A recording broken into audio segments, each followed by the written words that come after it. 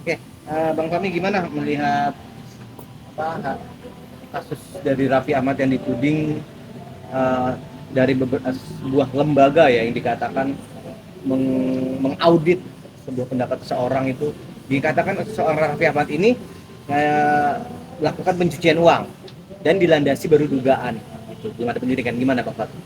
Jadi yang namanya proses, ya, proses hukum itu harusnya disampaikan oleh lembaga, oleh institusi penegak hukum. Ya. Kalau kita mau menyampaikan sesuatu, itu harusnya kita membuat pengaduan dulu, menyampaikan adanya dugaan tersebut kepada institusi, baru disampaikan kepada media, supaya media mengawal proses hukumnya. Sehingga menimbulkan pertanyaan, kalau memang itu adalah sebuah temuan, kalau Anda bilang dugaan, saya menyatakan kalau memang ada temuan bahwa ada dugaan tindak pidana pencucian uang dari tindak pidana asal. Jadi tindak pidana asalnya itu adalah tindak pidana korupsi. Kalau memang tindak pidana asalnya adalah tindak pidana korupsi, kenapa nggak ke institusi penegak hukum?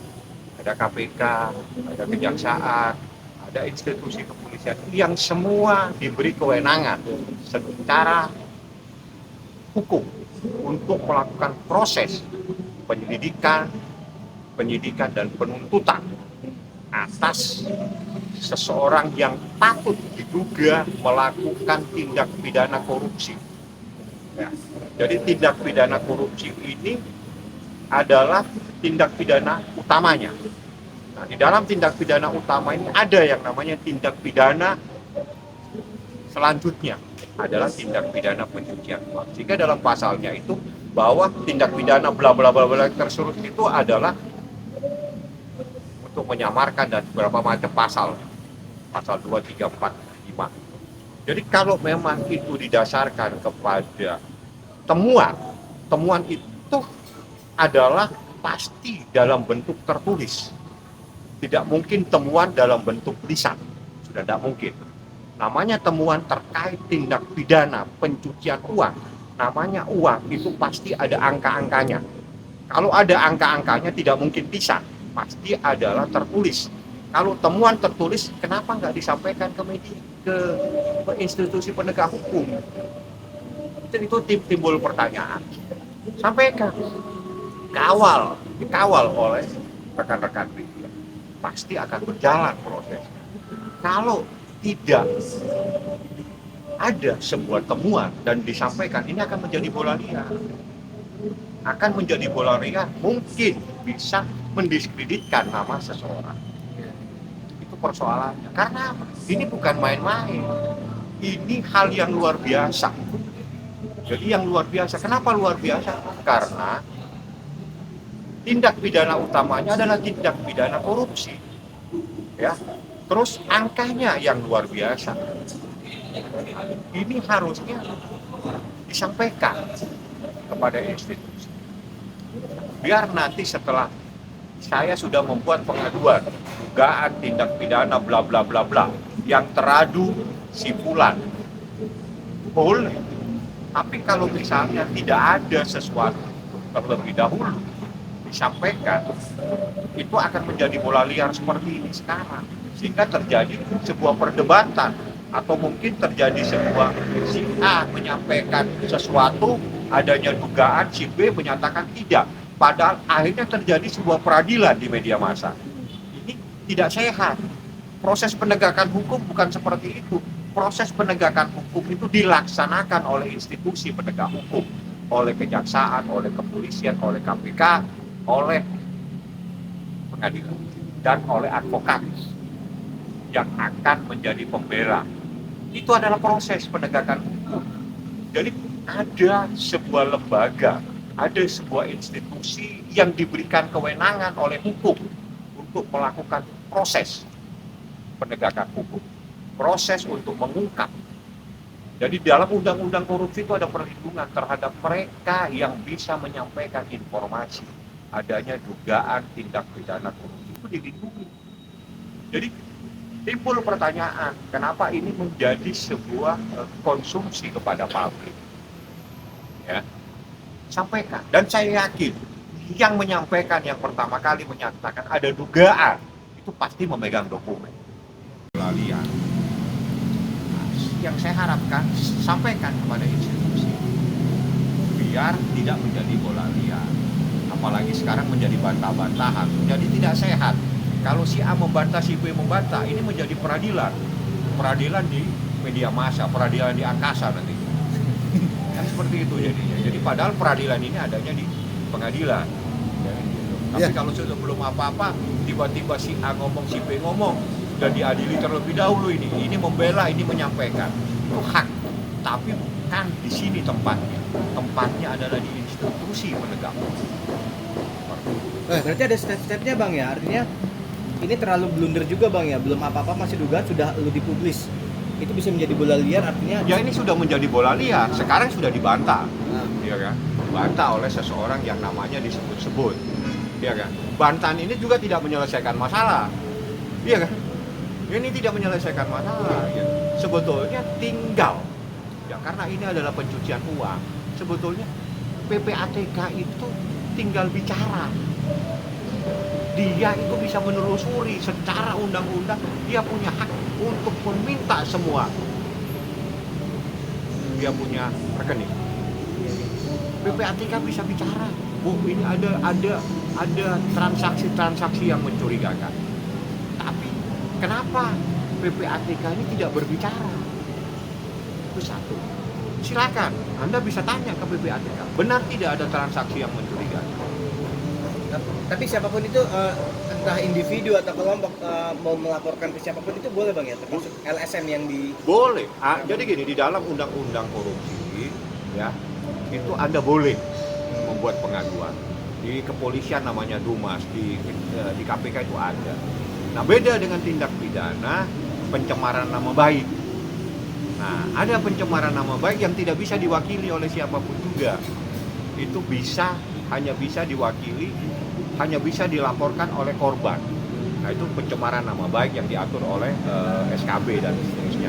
Tapi tindak pidana korupsi itu boleh membuat pengaduan. Karena yang dirugikan itu adalah negara. Jadi masyarakat akan dilindungi oleh undang-undang untuk membuat pengaduan atas dugaan tindak pidana yang terkait dengan tindak pidana korupsi. Itu dijamin oleh undang-undang. Jadi nggak perlu takut sebetulnya, nggak perlu lagi menyembunyikan persoalan ini. Kalau memang benar, sampaikan. Nah, yang menjadi pertanyaan ini kenapa PPATK diam? Kalau memang ada apalagi nilainya yang luar biasa, itu PPATK itu diberi wewenang oleh undang-undang untuk menelusuri. Tapi untuk ini PPATK tidak perlu menunggu laporan, nggak bisa perlu memproses. Apalagi ini sudah menjadi berita. Kalau sudah menjadi berita, PPATK bisa meminta, bisa berdasarkan data yang ada dengan nama dia bisa menelusuri kok. Nah, baru di situ dia bisa menyatakan bahwa ini ada sesuatu yang mencurigakan, ini tidak mencurigakan dan sebagainya. Ya. Tapi kalau temuan dari rekan kita yang disampaikan itu berdasarkan penyampaian dari seseorang yang diperiksa terkait dugaan tindak pidana korupsi, berarti perkara ini memang pure. Data tersebut adalah data yang didasarkan adanya proses hukum yang ada di institusi. Jadi ingat, kalau temuan daripada rekan yang menyampaikan kepada rekan-rekan media itu didasarkan seseorang yang diperiksa ya oleh institusi penegak hukum terkait dengan tindak pidana korupsi, tapi dia menyampaikan bahwa sirkulasi uang ini ada di A, di B, dan di C, maka apa yang disampaikan itu adalah merupakan proses kelanjutan daripada apa yang disampaikan ke institusi. Jadi ini yang harus dipahami. Makanya yang disampaikan ini didasarkan kepada apa? Kalau didasarkan kepada keterangan seorang saksi atau keterangan seseorang tersangka yang disampaikan kepada institusi sehingga dia menyatakan bahwa uang ini beredar ke sini, uang ini saya transfer ke sini. ini adalah bagian, jadi tidak perlu lagi PPATK, tinggal PPATK menelusuri bahwa ini jelas dari rekening orang yang menyatakan, tinggal disampaikan bahwa ini rekening saya, uang saya lari ke sini. Nah, nanti ditanya uang ini untuk apa. Kalau uang ini tidak bisa dipertanggungjawabkan, itulah yang dinamakan tindak pidana pencucian uang, menyamarkan, menggelapkan dan seterusnya. Tapi abang ada dalam kasus ini ada kecurigaan nggak tertentu? Artinya Raffi Ahmad ini kan disebut berulang-ulang kali di media, tapi Raffi Ahmad tidak, kalau memang dia merasa itu kesalahan mereka, dia bisa membuat laporan pencemaran nama baik dong harusnya. Tapi ini nggak dilakukan, hanya ada memverifikasi aja tadi. Ya itu kan hak seseorang ya, jadi mungkin dia nggak mau terlalu menanggapi, tapi itu hak. Tapi saya hanya menyoroti proses hukumnya saja, bahwa dalam proses hukum ya, jadi kalau memang itu temuan itu ada dua macam. Temuan seseorang menemukan berdasarkan data-data dari pihak ketiga, temuan yang didasarkan kepada seseorang yang diperiksa oleh institusi penegak hukum yang menyatakan bahwa uang saya itu lari ke sini, uang saya transfer ke sana, uang saya transfer ke sana. Apa yang disampaikan oleh seseorang yang diperiksa oleh institusi penegak hukum dalam dugaan tindak pidana korupsi itu yang akan ditelusuri. Ya. Nah, itu tidak boleh disampaikan karena itu adalah bagian daripada institusi penegak hukum yang akan menyampaikan dan akan ditelusuri pasti. Karena apapun uang yang beredar itu pasti akan ditanyakan kepada seseorang yang menerima. Tinggal uang ini Anda terima kaitannya dengan apa? Kalau tidak bisa menjelaskan, pasti diduga terjadi tindak pidana pencucian uang. Tapi itu sudah dibantah sama Raffi kalau itu honor dia sekali panggil. Sudah Saya nggak dijabarkan. Jabarkan juga. Gini, kalau memang itu jadi gini, kalau nilainya yang disampaikan di media itu berapa sama rekan tadi, itu bukan uang kecil, bukan uang kecil.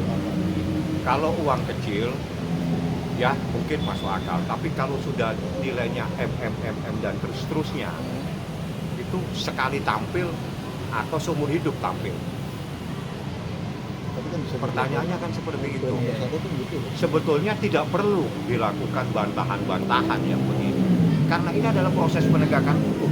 Yang satu silakan laporkan secara tertib kepada institusi penegak hukum dan sampaikan bahwa apa yang saya dapatkan itu adalah dari penyampaian seseorang. Misalnya seseorang itu tersangka, ini adalah pengakuan dari seorang tersangka bahwa uang yang saya dapatkan dari korupsi itu saya alihkan ke A, ke B, dan ke C. Itu silakan, itu nanti dikembangkan. Tapi kalau memang itu tidak pernah ada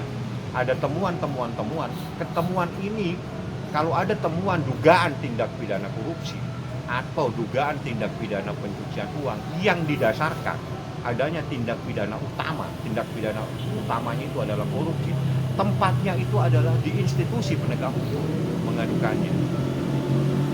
Ya, mengadukannya di sana. Karena